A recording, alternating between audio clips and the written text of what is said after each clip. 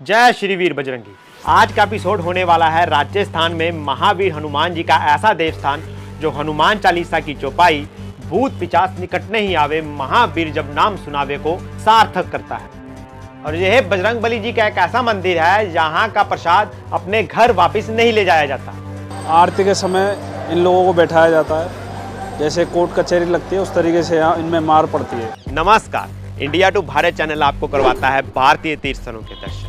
इस समय हम राजस्थान के खाटू श्याम सर्किट की यात्रा कर रहे हैं और इसमें हम मेहंदीपुर बालाजी, फिर खाटू श्याम, फिर सालासर बालाजी के आपको दर्शन करवाएंगे। तो अभी हम अपनी शुरुआत करेंगे मेहंदीपुर बालाजी से। तो सबसे पहले मेहंदीपुर बालाजी तक पहुंचने की व्यवस्था के बारे में बात करते हैं। मेहंदीपुर बालाजी राजस्थान के दौसा जिले के पास दो पहाड़ियों के बीच में है। तो मेहंदीपुर बालाजी अगर आप बाई रोड अपनी गाड़ी से आ रहे हैं तो वो सबसे बढ़िया व्यवस्था है, क्योंकि रोड बहुत ही साफ़ है, 6 लेन यहाँ पर हाईवे है, तो आप सीधे मंदिर तक पहुँच सकते हैं। तो मेहंदीपुर बालाजी अगर आप बस से आते हैं तो बस दिल्ली से जो चलती है वो 7 से 8 घंटे लगाती है, तो इसलिए बस को हम बढ़िया विकल्प नहीं मानते, क्योंकि बस रुक रुक कर आती है। तो जो तीसरा ऑप्शन है मेहंदीपुर बालाजी तक पहुँचने के लिए वो है ट्रेन से। लेकिन ट्रेन से आप मेहंदीपुर बालाजी तक सीधे नहीं पहुंच सकते। आपको यहाँ पर बांदीकुई रेलवे स्टेशन है, वहाँ तक ट्रेन आती है। बांदीकुई से मेहंदीपुर बालाजी की जो दूरी है वो 30 किलोमीटर है। बांदीकुई से आपको बहुत सारी टैक्सी और जीप मिल जाती है, वहाँ वो आपसे 60 से 70 रुपये लेंगे और आपको यहाँ पर मेहंदीपुर बालाजी तक छोड़ देंगे। मेहंदीपुर बालाजी में खाने और रहने की व्यवस्था के बारे में आपको बाद में बताते हैं। अब बात मेहंदीपुर बालाजी के मंदिर के बारे में। हनुमान जी का यह मंदिर भारत के सभी बजरंगबली के मंदिरों से बिल्कुल अलग है। मेहंदीपुर बालाजी का मंदिर भारत में प्रसिद्ध है भूत प्रेत से छुटकारा दिलाने के लिए। आपने हनुमान जी के ऐसे स्वरूप के बारे में ना कभी सुना होगा और ना ही कभी दर्शन किए होंगे। तो आज के एपिसोड में यहाँ पर जो भक्त लोग प्रेत बाधा के कष्ट निवारण के लिए आते हैं उसकी पूरी आपको विधि बताएंगे, पूरी डिटेल्स बताएंगे। लेकिन क्या ये मंदिर सिर्फ प्रेत बाधा के लिए है, इसका रहस्य और इसके पूरे इतिहास के बारे में जानेंगे। तो अभी हम मंदिर के बाजार में खड़े हैं, तो चलिए अब यहाँ से पहले हम मंदिर के दर्शन करते हैं। और मेहंदीपुर बालाजी में बजरंगबली जी के साथ साथ 3 और देवताओं की पूजा की जाती है, जिनमें से एक प्रेतराज सरकार है, जो कि पूरी दुनिया में माने जाते हैं भूत प्रेत आदि बाधाओं से मुक्त करने के लिए। और प्रेतराज सरकार का जो इतिहास है वो रामायण काल से जुड़ा हुआ है, वो भी आपको इस एपिसोड में बताया जाएगा। जिस समय हम दर्शनों के लिए गए थे उस समय श्रद्धालु बड़ी संख्या में थे, तो इसलिए हमें दर्शन करने में 30 मिनट का समय लगा था। तो जैसे ही आप बालाजी मंदिर के दर्शन करने के लिए जाते हैं तो आपको मंदिर के बाहर ही बहुत बड़ी भीड़ दिखाई देगी। वहाँ पर आपको रास्ते में ही जो प्रेत बाधाओं से बाधित लोग होते हैं वो झूलते हुए दिखाई देंगे। उनकी जो दिक्कतें हैं, परेशानियाँ हैं, वो बाहर आ रही होती हैं।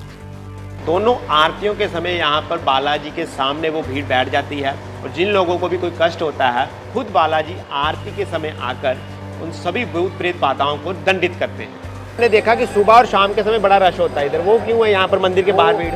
आरती के समय इन लोगों को बैठाया जाता है, जैसे कोर्ट कचहरी लगती है उस तरीके से यहाँ इनमें मार पड़ती है आरती के समय। हाँ, इनमें बालाजी, प्रेतराज जी, भैरव जी वो इनका सोल्यूशन करते हैं। आरती के समय अपना आप ये खेलने कूदने लगते हैं और फिर वो ठीक हो जाता है। वो ठीक हो जाता है। और ये दृश्य आपको सुबह 6 से लेकर 9, साढ़े 9 बजे तक मिलेगा और उसके बाद शाम के समय जब आरती होती है 5 से लेकर 8 बजे तक मिलेगा।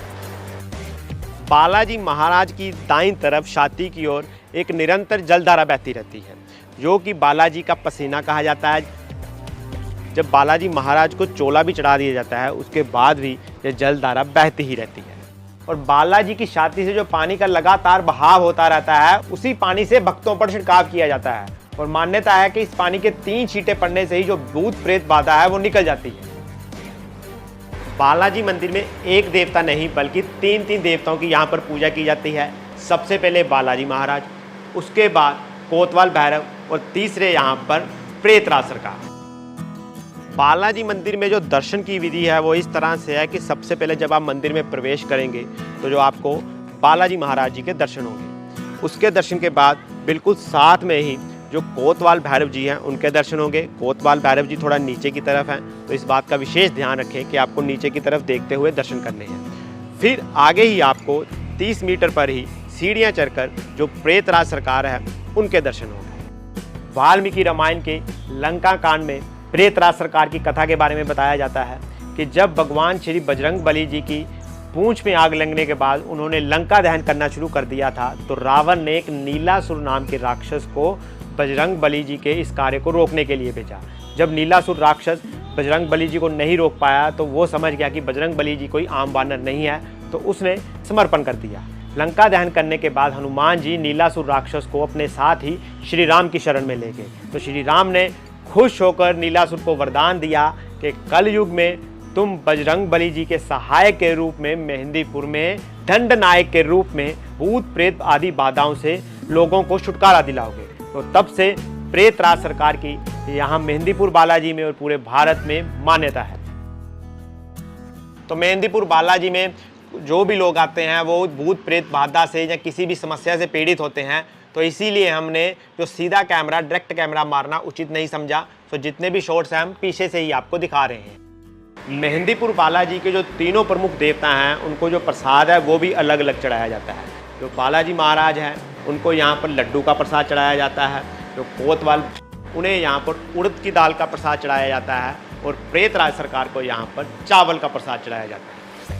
लेकिन इसका मतलब ये नहीं है कि ये मंदिर यहाँ पर सिर्फ और सिर्फ प्रेत बाधाओं के लिए ही जाना जाता है। ये बजरंग बली जी का मंदिर है, तो इसलिए बजरंग बली जी यहाँ पर जो बालाजी रूप में है वो आपको हर तरह की कष्टों से मुक्ति देते हैं। गीता प्रेस गोरखपुर द्वारा प्रकाशित हनुमान अंक के मुताबिक हनुमान जी का यह मंदिर 1000 वर्ष से अधिक समय से भी प्राचीन है।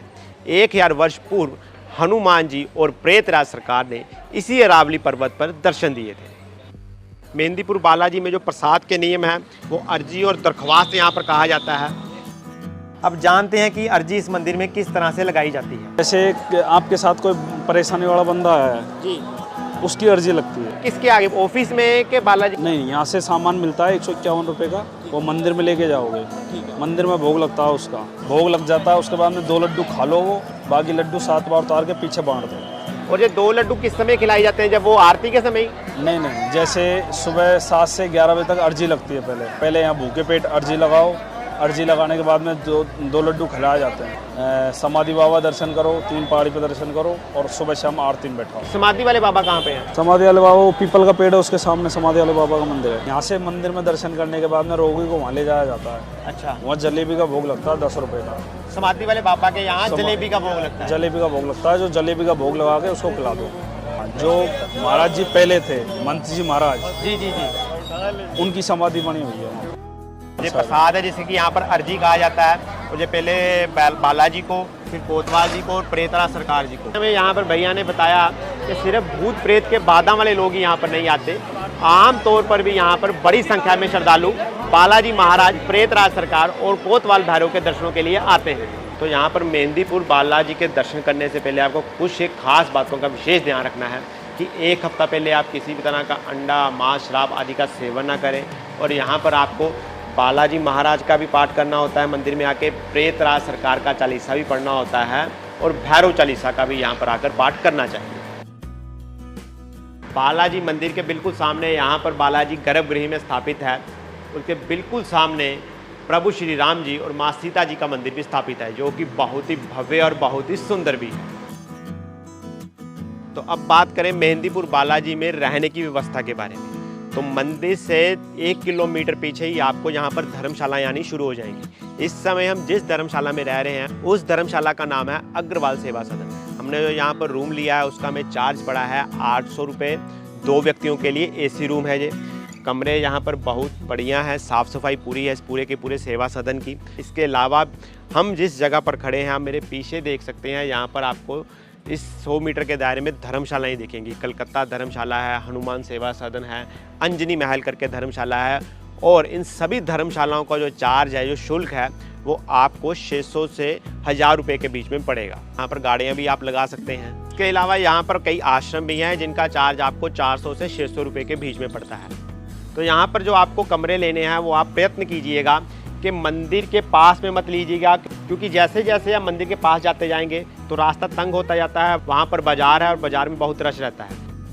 मेहंदीपुर बालाजी में मंगलवार और शनिवार को भक्तों की बहुत अधिक भीड़ रहती है। तो प्रयत्न कीजिए कि इन 2 दिनों को छोड़कर आप मेहंदीपुर बालाजी के दर्शन करने के लिए आएँ। तो हमने तो शुरुआत की है मेहंदीपुर बालाजी धाम से, लेकिन अगर आप खाटू श्याम से आ रहे हैं तो वो भी आपको रूट बता देते हैं। खाटू श्याम से मेहंदीपुर बालाजी तक की कोई सीधी बस नहीं है, आपको भरतपुर, मावा और अलवर वाली बस लेनी है और बालाजी मोड़ पर आपको उतरना है।